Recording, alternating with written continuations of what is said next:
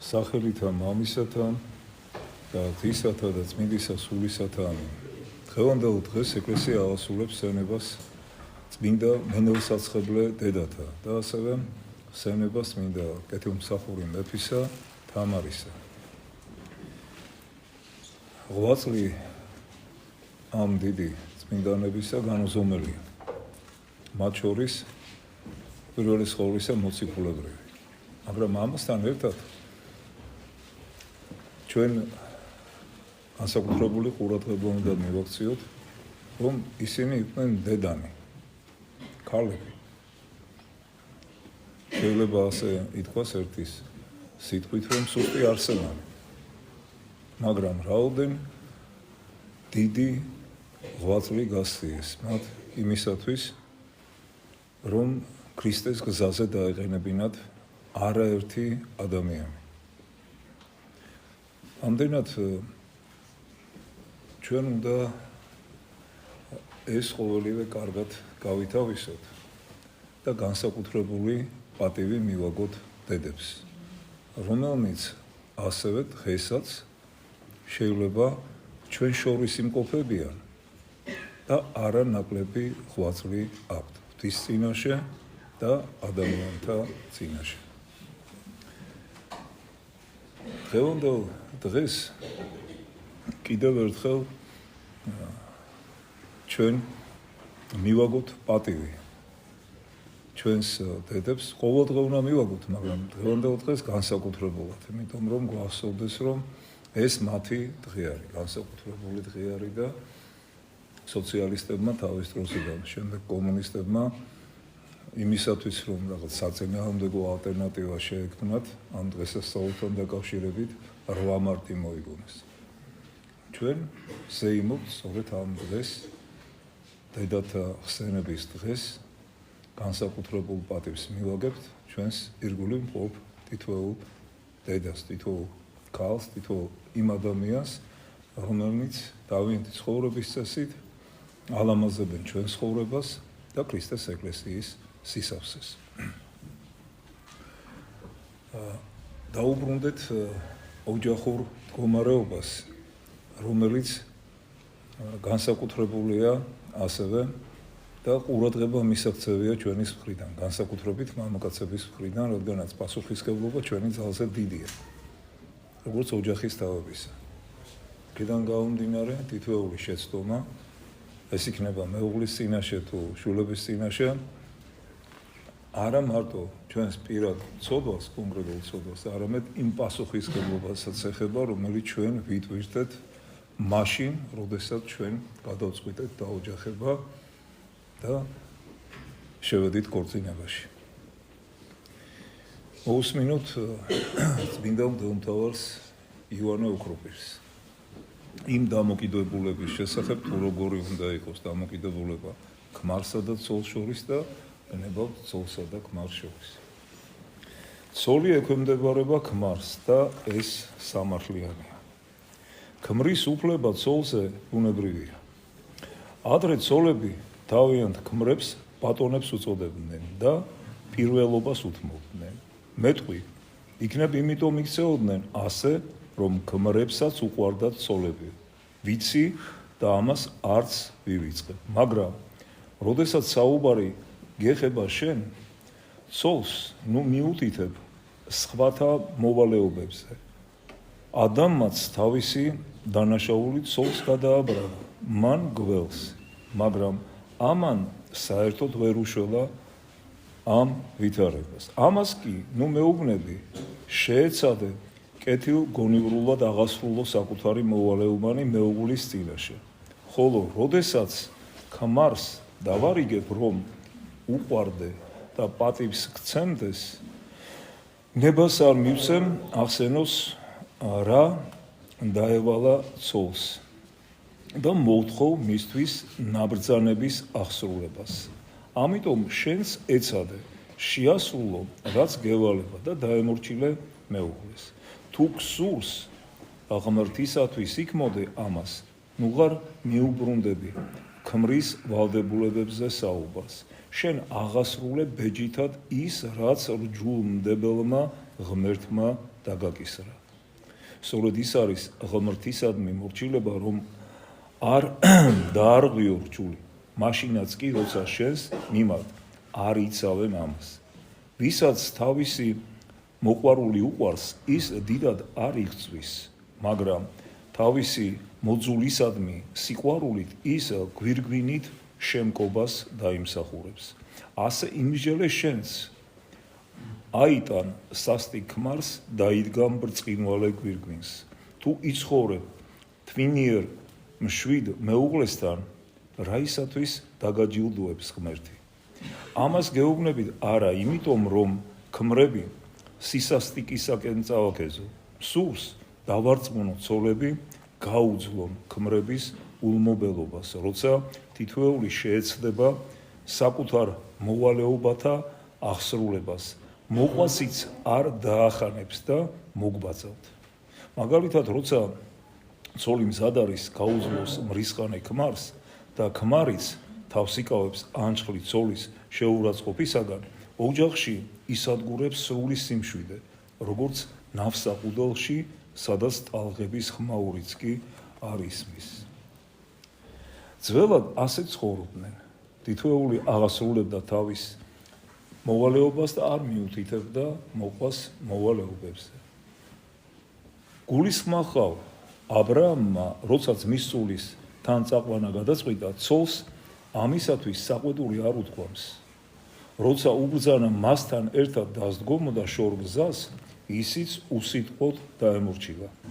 მოგვიანებით უთვალავი განსასწრების, ჯაფისა და შრომის გამოვლის შემდგომ, როცა აბრაამი მთელ ქონებას დაეპატრონა, მან პირველობა ლოტს, ასე ერქვა მის სულს, დაუთმო.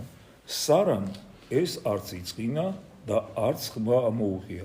არაფერი უთქვამს ისეთი, რასაც დღეს ბევრი ცოლი ითხოვდა. დედაკაცი როცა დაინახავს, რომ ამგვარი გარიგებიდან მის ქმარს შეხვდა ნაკლები, განსაკუთრებით თუ მასზე დაბლა მდგომს ერგო მეტი, საყვედურებით აღავსებს ქმარს, უწოდებს მას ბრიყვსა და უჭკუოს, უნიათოს, არხეინს და მცონარეს. სარას კი ამგვარი რამ არც უფიქრია და არც უთქვამს. იგი კმაყოფილი დარჩა თავისი ქმრის გადაწყვეტილებით. მეტიც, როდესაც პატრიარქმა აბრაამმა შეიტყო, რომ ლოტს, რომელმაც აირჩია უკეთესი და ბიძას არ გუნა უარესი, დაემუქრა დიდი საფრთხე, მან მთელი თავისი სახლეული აღჭურვა და გაილაშქრა სპარსთა მხედრობის წინააღმდეგ. სარამ იგი არც ახლა შეაჩერა და არ უთხრა, საით მიდიხარ, უბსკულში გინდა გადაჩეხვა, თავს საფრთხეში იგდებ, ემზადები სისხლის ღორისათვის იმ კაცის გამო, ვინც დაგჩაგრა და ქონება წაგართვაო. თუ შენ თავზე არ ფიქრობ, მე მაინც შემიცოდეო. მე ხომ მივატოვე სამშობლო, მეგობრები, ახლობლები და გამუყევი ასეთ შორეულ გზაზე. ნუ დამაქვრივებ, ნუ ჩამაგდებ მის თანმდევ გაჭირვებაში. სარას ხმა არ ამოუღია. ამგვარი არაფერი წამოსდენია და არც გულში გაუვლია რაიმე. ამიტომ შენ ცოლო, ნუ მოელი ქმრისაგან სიკეთეს, რათა მხოლოდ ამის მერე გამოავლინო შენი გულკეთილობა. ასეთი საქციელი არაფრად ღირს და შენს ქმარო, ნუ უცდი ცოლისაგან თვინიერებას, რათა მხოლოდ ამის შემდეგ აჩვენო შენი სიბრძნე. ეს არ შეგერაცხება ღვაწლად. როგორც გითხარი და თითოეულმა პირველმა აღასრულოს საკუთარი მოვალეობანი. გარეშე პირიც კი თუ ერთ ყურიმალში დაგარტყამს, მეორე უნდა მიუშვიროთ, მით უმეტეს უნდა მოვითმინოთ ქმრის სისასტიკე. ამას გეუბნებით არა იმიტომ, რომ ქმარმა ცოლს შეურაცხყოფა მიაყენოს, არა, ეს უკიდურესი დამცირება იქნება არა მისთვის, ვისაც სცემენ, არამედ მისთვის, ვინც სცემს და თუ შენ რაიმე გარემოებათა გამო მეუღლე ასეთ კაცს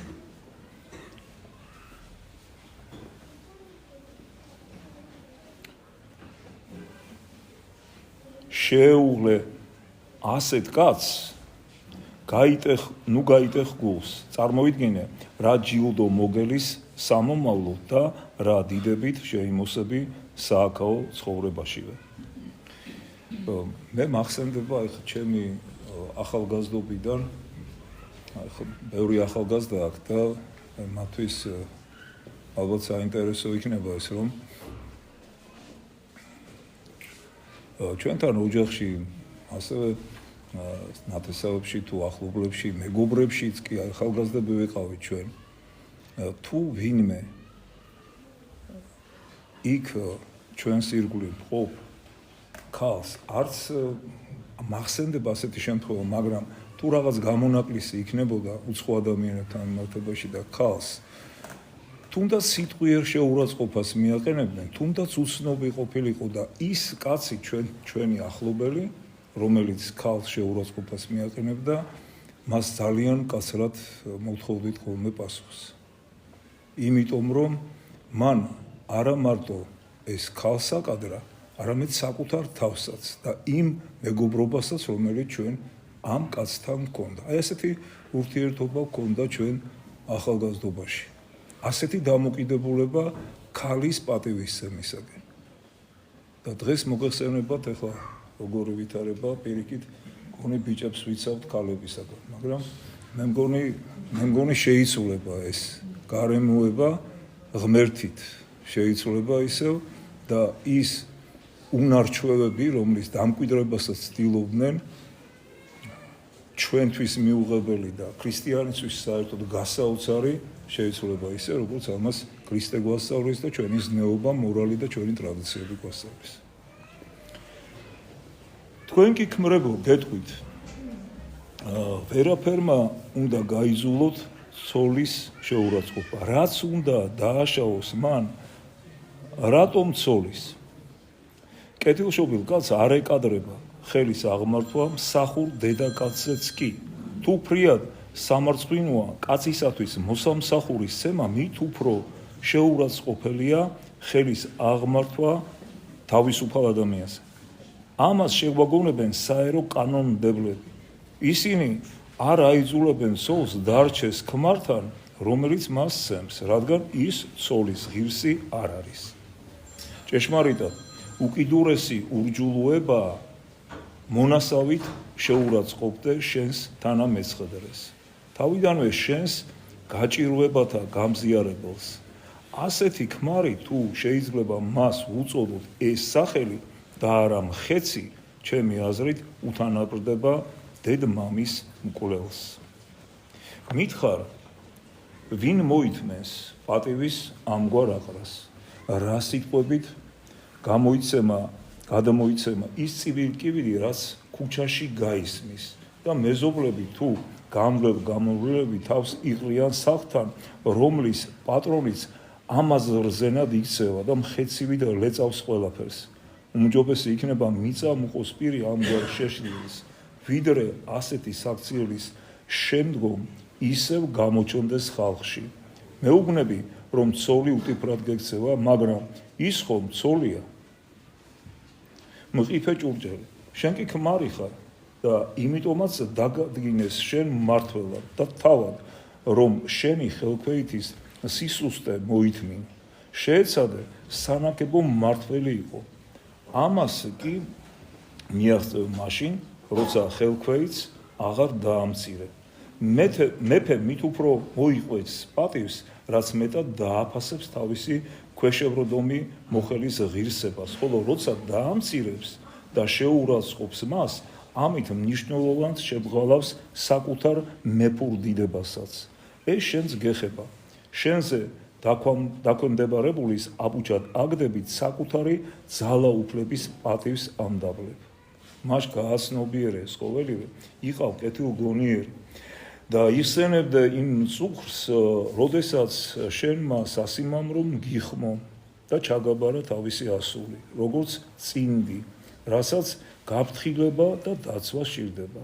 მან როგორ დათმო შვილი, განაშორა იგი დედას, სახლს, ყველაფერს და მასე მზრუნველობა შენ მოგამდო. იფიქრე, ღმრთისაგან მოცემული შენი შვილები მან დაბადა, მამად გაგხადა, ამიტომაც მშვიდად მოეპყარი მას.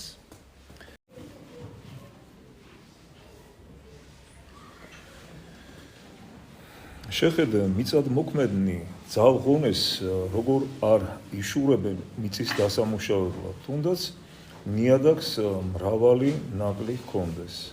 მაგალითად, არ იყოს ნაყოფიერი, უხვად აღმოაცენებდეს სარეველას, იტბორებოდეს ადგილმდებარეობის გამო. ასე მოიქეცი და პირველი შენ დათქმების შედეგითაც და სიმშვიდითაც.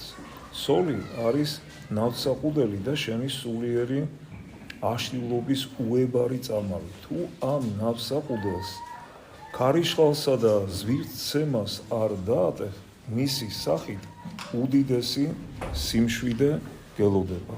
ვთქვათ, ვაჭრობიდან დაბრუნებულს, მაგრამ თუ ნიადაგ აღაშფოთებ და ააღველვებ, უსათუოდ ჩაძირავ იმ გემს, რომელზედაც თავად იმყოფები.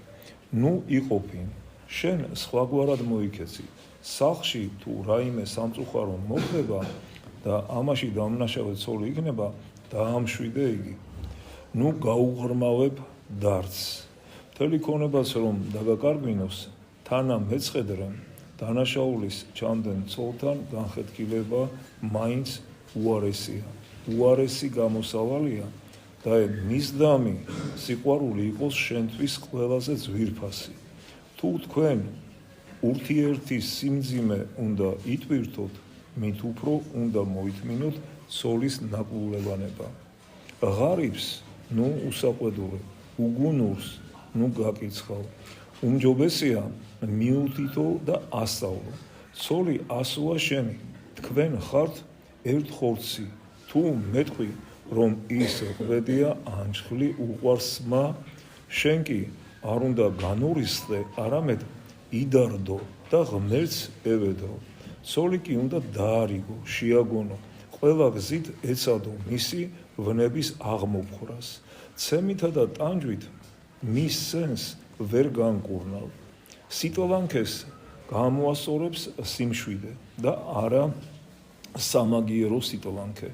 ამასთან ნუ დაივიწყებ ღმრთისაგან მისაღებ ჯილდოსაც.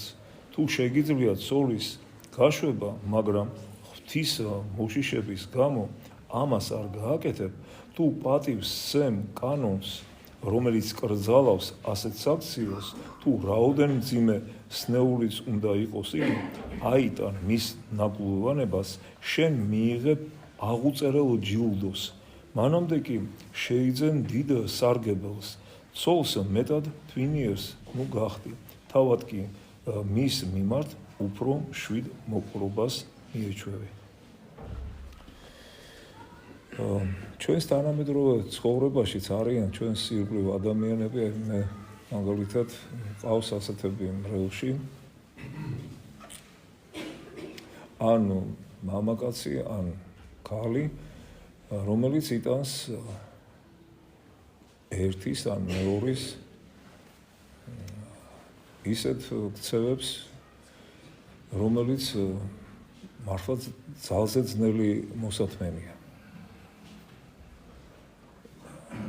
შეიძლება ასე ითქვას, რომ სვავს ქალი, შეიძლება ასე ითქვას, რომ იწევს მასზე,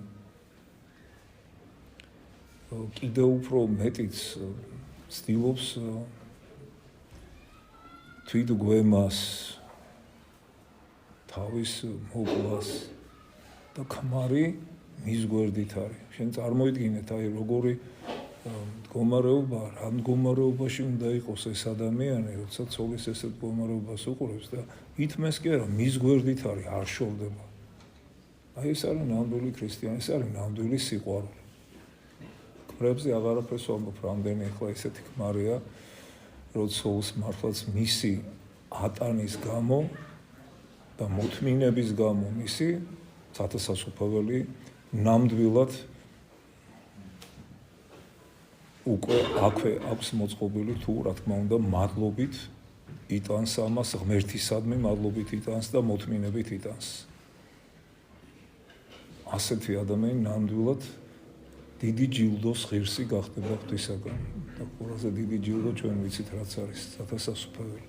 ასე რომ ეხლა ჩვენ რასაც აქ ვისმენთ ეს არ იფიქროთ რომ თითქოს აქ ეხლა დღეს არ ხდება. ხდება, არიან მადლობა ღმერთს ასეთი ადამიანები, ვინც ამას ითმენენ და აი ასეთ როგორც ივანე ოქროპირი ამბობს სიპლანკეს მოთმინებითა და სიყვარულით პასუხობენ. ჩვენს ირგვლივ არიან ასეთი ადამიანები.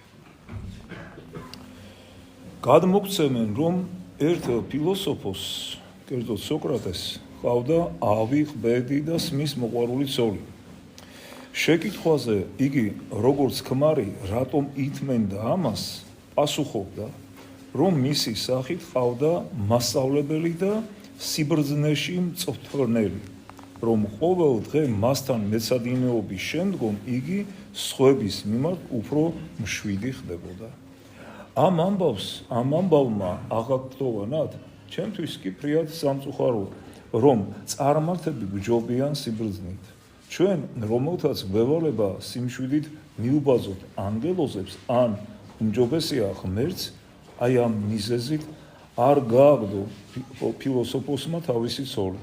იმასაც ამბობენ, რომ სწორედ ამ თვისებათა გამო შეირთო იგი, მაგრამ რა კი ბევრი არ არის ამგვარ კეთილგონიერი, გირჩევთ თავიდანვე გულმოდგინედ შეარჩიოთ ზნეკეთილი და სათნოებით აღსავსე ცოლი. თუ შეცდომას დაუშვებთ და სახლში შემოიყვანთ ავსა და უხეირო დედაკაცს, მაშინ მიჰბაძეთ ამ ფილოსოფოსს, ჩათვალეთ ცოლის გამოსწორება, უმნიშვნელოვანეს მოვალეობა. ყველა საშუალებით შეეცადეთ ამის განხორციელებას. ვაჭარი არ ჩაუშვებს ზღვაში გემს, არ შეუდგება აღებ მიცემობას, ვიდრე პირობებს არ შეუთანხმებს თავის ამქარს. ეს მათ ურთიერთობისათვის სჭირდებათ. მას ვიღონოთ ყველაფერი, რომ საკუთარი ოჯახის გემზეც შევინარჩუნოთ ზომიერი ურთიერთობა. ცხოვრების სირთულეთა გამზიარებელთან, მაშინ სიმშვიდე დაისადგურებს ჩვენ შორის და უსაფრთხოდ გადავსერავთ ამ წუთისოფლის ზღვას. ეს უფრო უნდა გვაწუხებდეს, ვიდრე სახლი, მონები, ფული, სათესი, სავარგულები და სამოქალაქო საქმენიც კი. ჩვენთვის ყველაზე ძვირფასი უნდა გახდეს თანამეცხედრესთან ცხოვრება, ტრობისა და განხეთქილების გარეშე. ცხოვრებაში ყველაფერი კარგად აგვეწყობა, სულიერებაშიც წარვემატებით თუ თანხმობით ვატარებთ სააქაო ცხოვრების ტვირთს. როცა ამას აღვასრულებთ, მივიღებთ კიდეც ჩვენთვის გამზადებულ სიკეთეებს და ღირსნი გავხდეთ მათი მადლითა და კაცთმოყვარებითა უფლისა ჩვენისა იესო ქრისტესისა, რომლისა არის დიდება, პატივი და თაყვანისება მამისა და ძისა და სულისა წმინდისა, აწდა მარადის და უკუნითი უკუნისამდე. ამინ. ასე რომ აი დავფიქრდეთ იმაზე, რაც მოვისმინეთ და ნუ ვიფიქრებთ იმას, რომ თითქოს ეს ჩვენ არ გვეხება. ზუსტად რომ ჩვენ გვეხება. ივანე ოქროპირი რასაც ლაპარაკობდა მე-4 საუკუნეში, აი დღესავით ნათელია, რომ აი ამ თანამედროვე ჩვენ ცხოვრებაშიც იგივე მეორდება. და გვასწავლა, წამალი მოგცა თუ როგორ უმკურნალოთ ჩვენ თავსაც და ჩვენი ოჯახის წევრებსაც და მით უმეტეს ისეთ საყვარელ ადამიანს, როგორიც ცოლია. კიდევ ერთხელ გილოცავთ დედებო, მენელსაცხებლე დედათა ხსენების დღეს, ქმრებმა შეეცადათ ერთი ყვავილი მაინც მიიტანონ დღეს სახლში, ხოლო მეუღლები ალბათ რაღაცას მომიმზადებენ, ისეც რომ ღირსეულად დაგვხვდნენ. ღმერთმა დაგლოცოთ და გაგორცხოთ, გაიხარეთ.